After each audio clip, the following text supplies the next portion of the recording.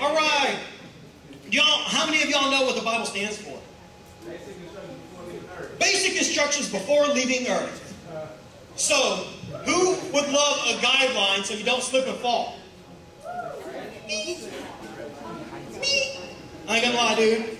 If I knew every step to take without worrying about what's gonna happen next, I would immediately take that chance. And it's right here. It's not even a chance, it's a promise. So, all right, guys. Well, tonight's mission is called Curiosity Killed You. How many of y'all remember last week that y'all answered, y'all wrote down a few questions for us that y'all wanted us to answer. Y'all remember that? Guys, just so you know, man, talk about some questions. I thought that we would have probably 50 questions. We had almost 100. And about that's only because we condensed some that were asked like 10 times. We condensed them into one question. So easily we would have hit over 200 plus questions.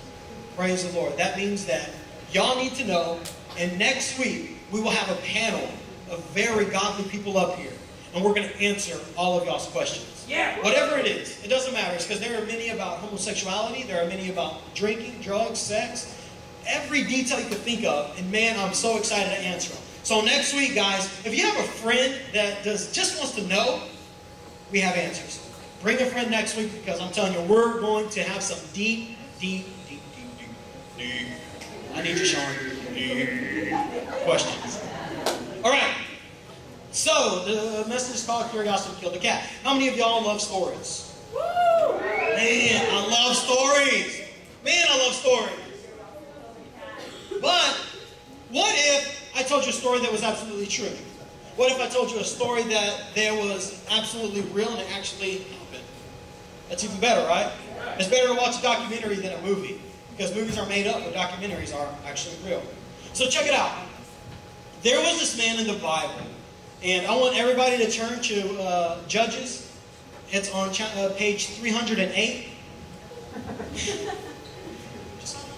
It's in the front of the Bible, guys. Closer to the front, if y'all need just a little bit of help, it's right here in the front. And it's in Judges. We're going to chapter 14, 15, and 16. And I'm going to tell you about this man. This man was big time.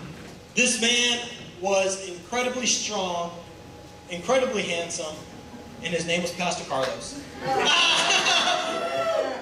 laugh that hard, brother. Chill out. It ain't that funny. All right, well, check it out. Well, this man, his name was Samson. Can y'all say Samson? Samson. Check it out. Well, in the book of Judges, I'm going to just go ahead. I'm going to give y'all like a quick tour so I don't have to read detail by detail by detail. I'm going to just get y'all a quick tour because it's a lot to read. Samson. Samson was called by God. He was blessed with incredible strength. I'm talking about this man was mega strong. I'm talking about super duper mega strong. Okay? Well, one day Samson was walking, and he ends up going to a little town. Let me get the name of the town for you really quick so I don't chop or butcher anything up. And it's called Timnah. He walks to the town of Timnah. Let's say it's G-Town. Let's say it's Galveston. All right, so he's walking from here to Webster. Okay. All right, he's walking to Lake City. Chill. Walking to Lake City. Okay, so he's walking to Lake City, and he runs into the town called Timnah. Okay? And then, from a distance, he's like, woo-wee! Who is that mama right there? He goes back to his mom and dad, and he's like, Mom and Dad, she is mine. Gotta have her. They're like, hold on, son, you don't want to choose somebody from our tribe, our group, our area? He's like, she is fine. I see her. Sitting down. See you. And so, he goes ahead, he says, Mom and Dad, I gotta have her. I gotta have her, whatever it takes. They're like, okay, so they go to the town of Timnah, and, they go to their group, and they're like, look, check it out, guys. My son, Samson, wants to go ahead and marry your daughter. What do we gotta do? They're like, all right, cool, we'll do that. We gotta have a feast. We're going to have a dinner together, okay? So they go, like, cool, man. You know, we're going to get married anyway, so we're going to have what's it called when you get married and you have to have a dinner? A rehearsal. So they have that rehearsal dinner. And, well, on his way over there, on his way to go get his wife, he goes ahead and he was walking, boom, a lion comes up. The Bible said that there was nothing in his hands. And he killed this lion with his bare hands. Because we got to remember, this man was literally called by God with an incredible strength. He killed this lion, bare hands, killed it.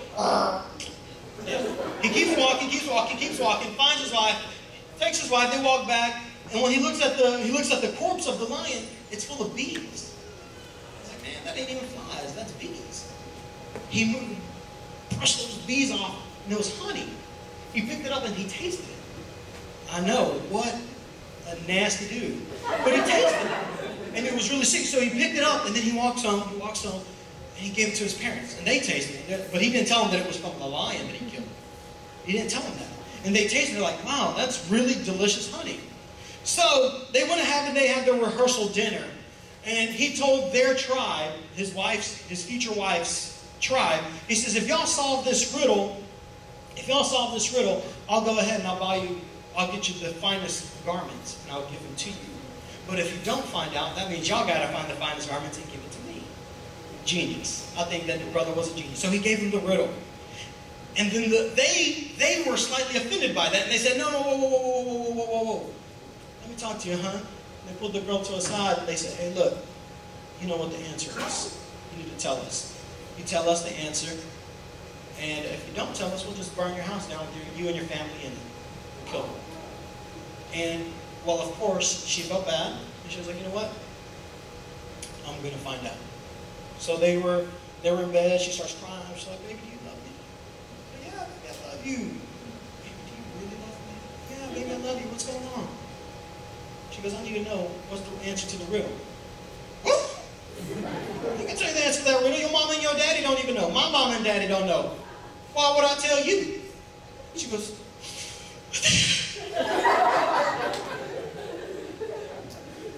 said you love me. He goes, man, girl, chill out. All right, I love you. So he told her. He told her the riddle. She goes ahead and she tells them. During the week that they had, to actually figure out what the riddle was, they went ahead. They came back the next week and they told him the answer. He goes, hold up, man.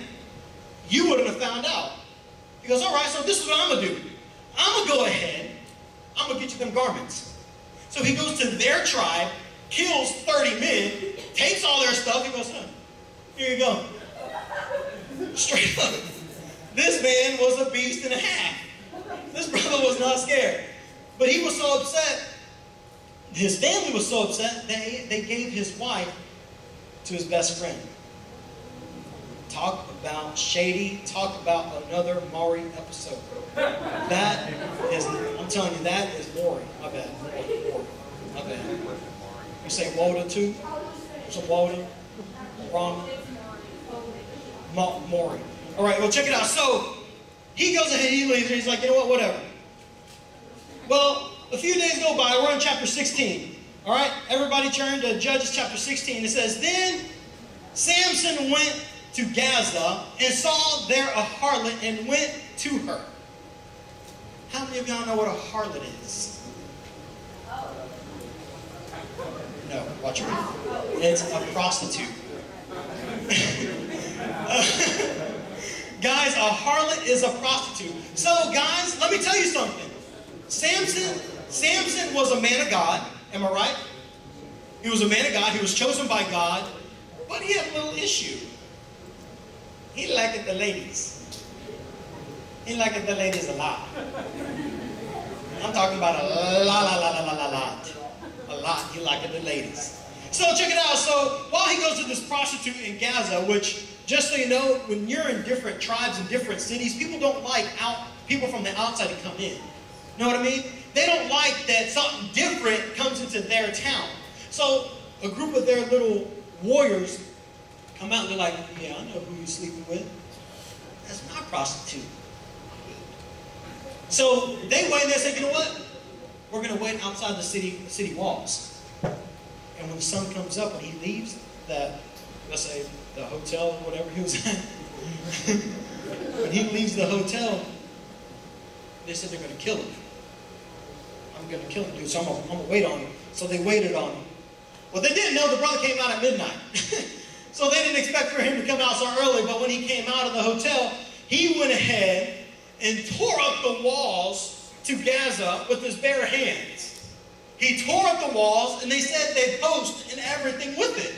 He took it, he put it on his shoulders and climbed to the tallest mountain, which was, let me find out what that mountain was, so y'all know exactly. And it is the hill that is before Hebron. So it was the hill of Hebron. All right. So he went ahead and put the walls of it and put it on top of the hill. I don't know about you, but if I saw a brother pick up any type of wall with posts attached to it, I will not mess with it. I'm just saying, I will not mess with the brother. So it says after this, I'm in Judges chapter 16, verse 4. It says after this, he loved a woman in the valley of Sorek, whose name was Delilah.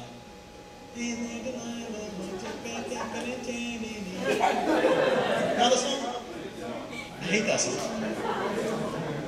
So Delilah goes ahead, and supposedly he sees another woman. This is, from this knowledge, this is the next day.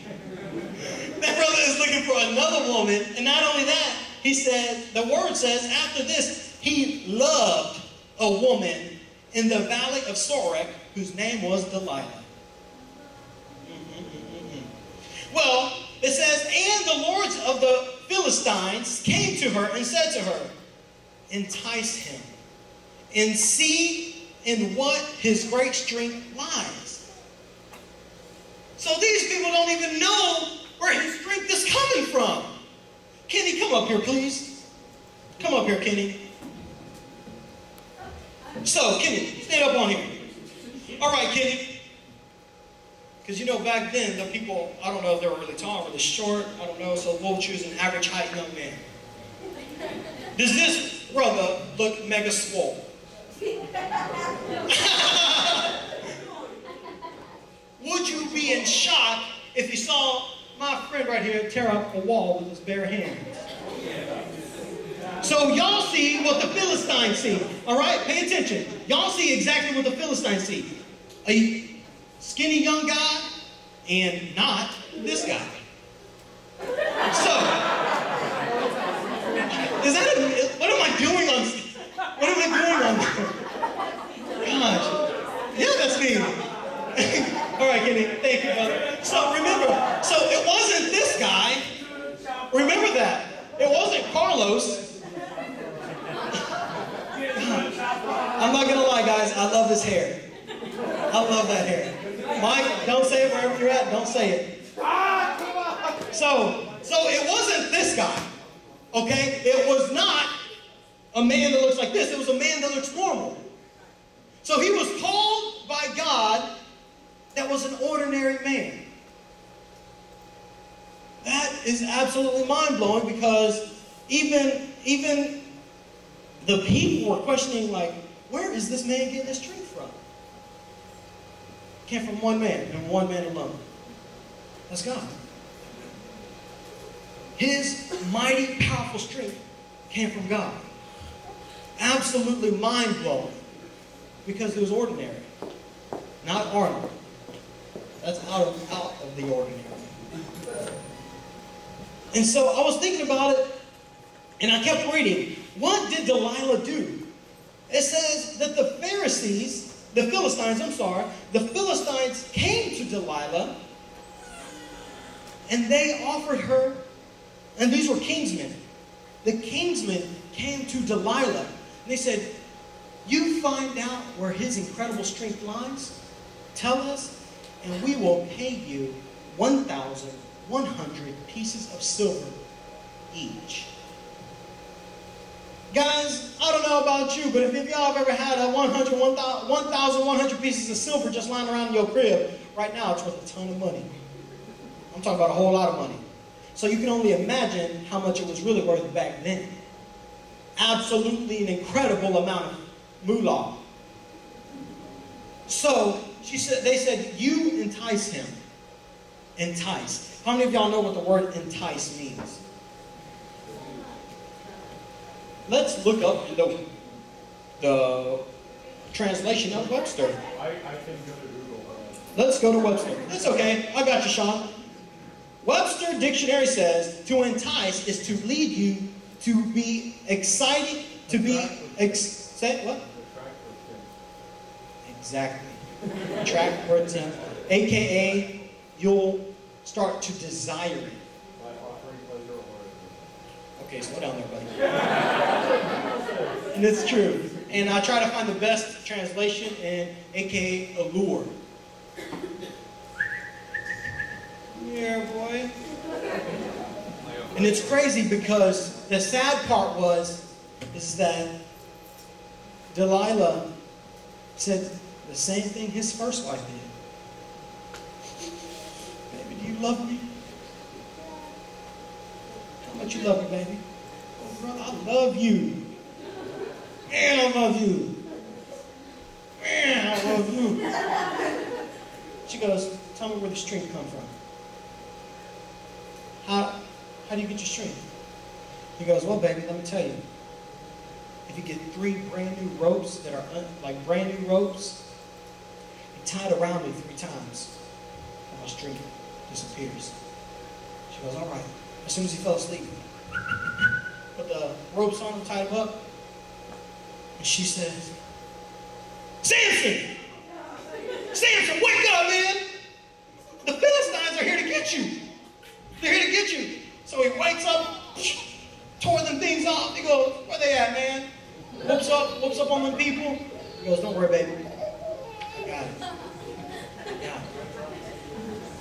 And she goes, Samson, you fooled me. I mean, you lied to me. I saw you break out of them ropes. Where does your incredible strength come from? He goes, baby, you gotta put these shackles on me, see? You gotta put them on me. Feel them on my wrist. My strength leaves my body. She goes, okay, baby, go ahead and go to sleep. He goes to sleep. Samson! Boy, get up, man! The Philistines are gonna kill you! He goes, where? And the Bible says that he ripped them like thread. Beep, beep. Where they at? Straight up. He goes after him. And then she goes, I thought you loved me. Baby, I thought you loved me. Baby, I do love you. I love you with everything I got, baby. No, brother ain't got much. Baby, I got it, man. I love you. And immediately she goes ahead and says, where does your incredible strength come from? He goes, baby, you got to put braids in my hair. 7 of them. 7 braids, man. I don't know what braids, man. I don't know if you probably got cornrows, what. I don't know. I really don't know. But it said, braid my hair. Make 7 of them. Put them together.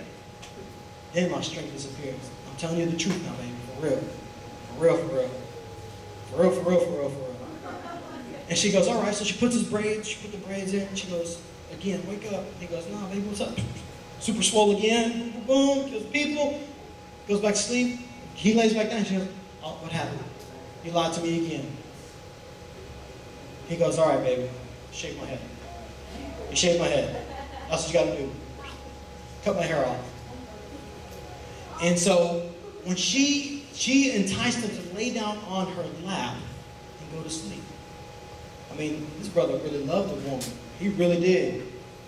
And it's sad because he never caught on what he was doing, what she was doing. So he goes to sleep, they shave his head, bam. She says, wake up, they're here to get you. He gets up, puts on his swollenness on, or not even swollenness, it was just him, mega strong. He goes after him. They shackle him up. They plugged out his eyeballs. And they put him in a dungeon to suffer.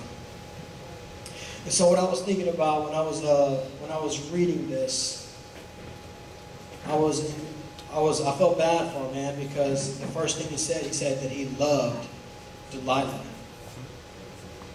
He said that he loved her. He loved the girl, man. He loved her. But let me tell you something. True love won't hurt you. True love won't betray you. So I started really thinking about it. I was like, man, God, I was like, why didn't he catch on? Like, didn't he get it? Every time he woke up, there was something tied on him, something wrapped around him. Brother woke up in cornrows. You don't know. And he never caught on. So I started praying about it. I was like, Lord, what is it? What is it that this man cannot catch on to that this person is hurting him? This person is setting him up, and the Bible says it was just there to entice him. You know what the word of the Lord told me? He says the reason he never caught on to what he was doing is because when you're living in your own sin, you don't even acknowledge truth anymore. Truth is on the back burner. Truth ain't even a part of his life no more. He still is called by God, but that truth is gone. That truth has been put way behind.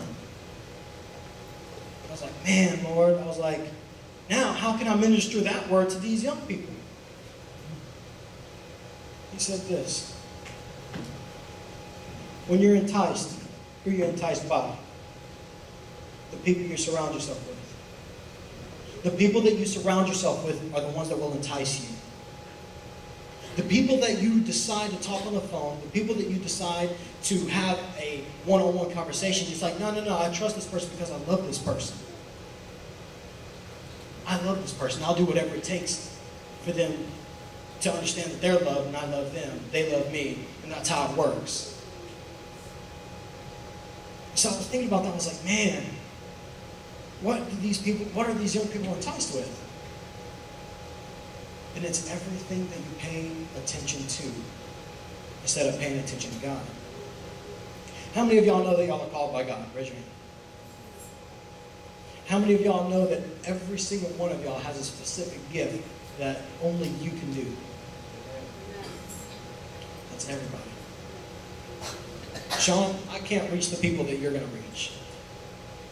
I can never reach them because you were called to reach them. Kaylee, there's no one in the world I can minister to the people that you can minister to. Miguel, same good as you, brother.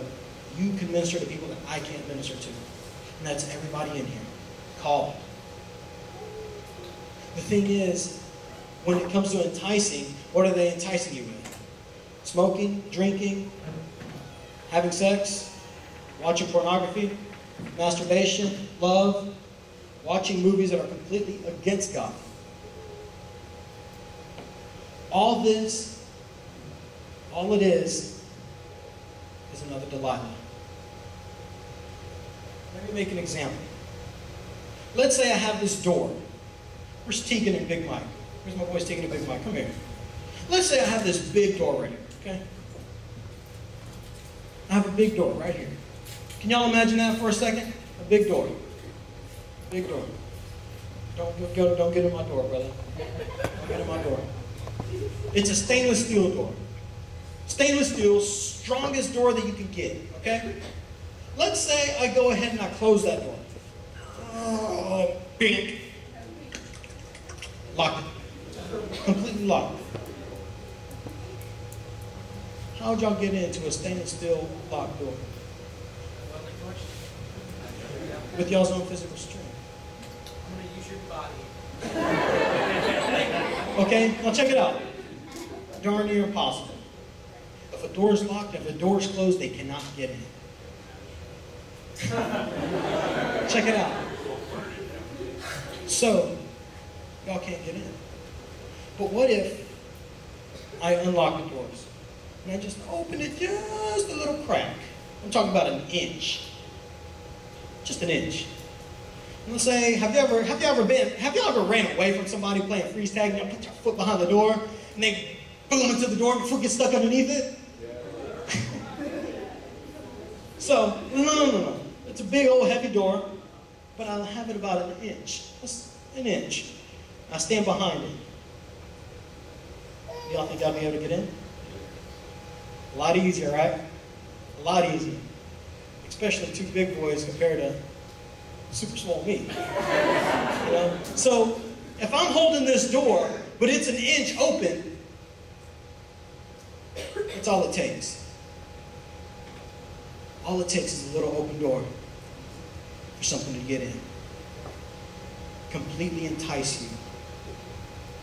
Thank you, guys. I started thinking about this. What if there was a bull on one side of the door?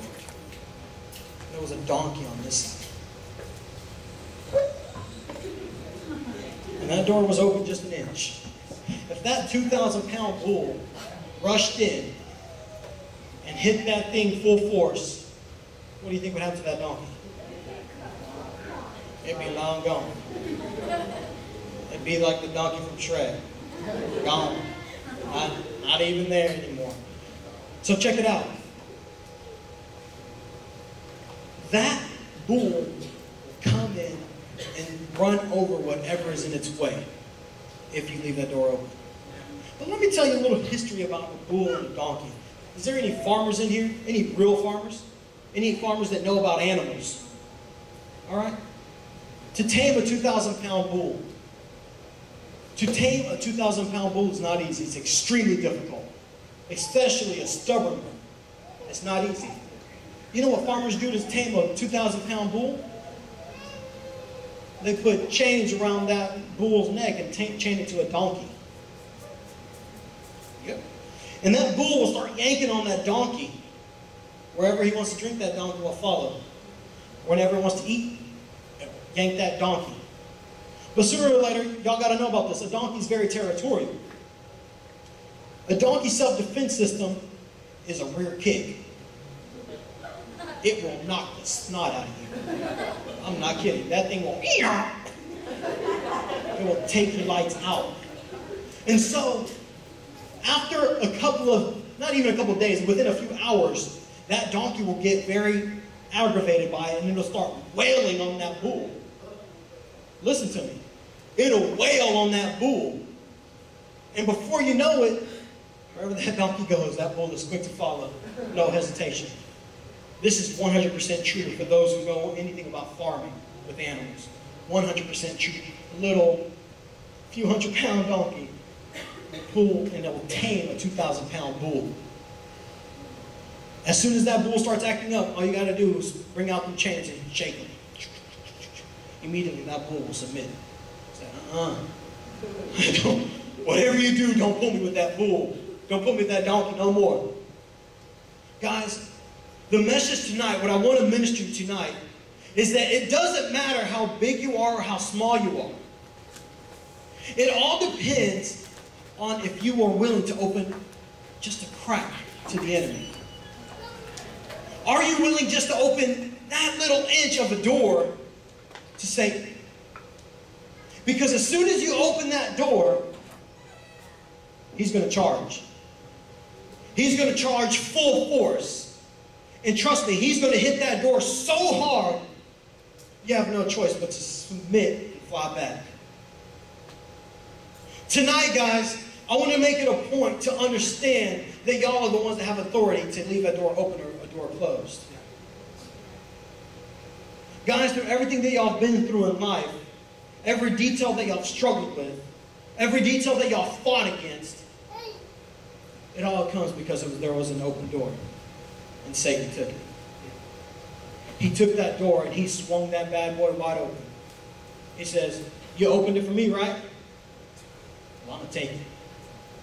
So tonight, let's get our worship band up here. So tonight, let me finish the story about Samson and Delilah. Samson went ahead and was in the prison. Samson went ahead and was a slave to the Philistines. He was a slave to them. But the one thing he did, they said, while he was down there for so long, they said that his hair grew back. His hair started growing a lot longer. And they said while he was down, they said, you know what? Bring him up. I need someone to entertain me. So they were in a building that said, the Bible says that there was over 3,000 of them in that building. And they said, pull him up. Pull him up, man. I need some entertainment. I need somebody to make me laugh. How many of y'all know the devil will do whatever it takes to make you look like a fool? He'll make you hang out with the wrong people and make you look like a fool. He'll do whatever it takes to make you look like a fool. So they pulled him up. Remember, he has no eyesight no more. He's completely, this is where he's at. It says, in the very end, it cost him his physical sight. It cost him his freedom. It cost him his dignity. And eventually it cost him his life. With no eyesight left, and his strength completely taken away from him, all Samson knew was that he was a failure. All he knew is that he was a failure at life. He had nothing going for him. So he says, you know what? I might as well entertain him. While they brought him up, he told the guy that brought him up, he goes, lean me up against the pillars that maintain this building. And he touched the pillars. And he touched him, he felt him. He says, I just want to lean him on it. I just got to lean on it because I'm so physically weak. His physical eyesight is gone, but his spiritual eyesight was still there. He humbled himself. He looked at the heaven and says, Lord, this is it. I have nothing left. Take what you want, Lord. But let me give back for those who try to kill me. Try to stop what you were doing for my life. Forgive me, Lord. I chose a different path when you were trying to tell me to go through another one. Forgive me, that was my fault. But I want to go out my last time with complete humility and full of power that you gave me. God honored it. Samson pushed those pillars with all of his might. The whole building collapsed. Killed over 3,000, also killed himself. The one thing that he's remembered by, it wasn't for his lust issues or for Delilah, it's for how he finished. He realized that it was never too late to turn around. It was never too late for him to say, Lord, I'm right here. This is all I have left. Please use me. Forgive me for turning my back on you. The first thing God says, absolutely. I will never leave you nor forsake you. I will honor you for you completely being humble and submitting back to me. And gave him everything back at that one moment. Guys, tonight, no matter how far you've gone, no matter how deep of the deep end you've ran, it doesn't matter. His mercy, His grace is more than enough.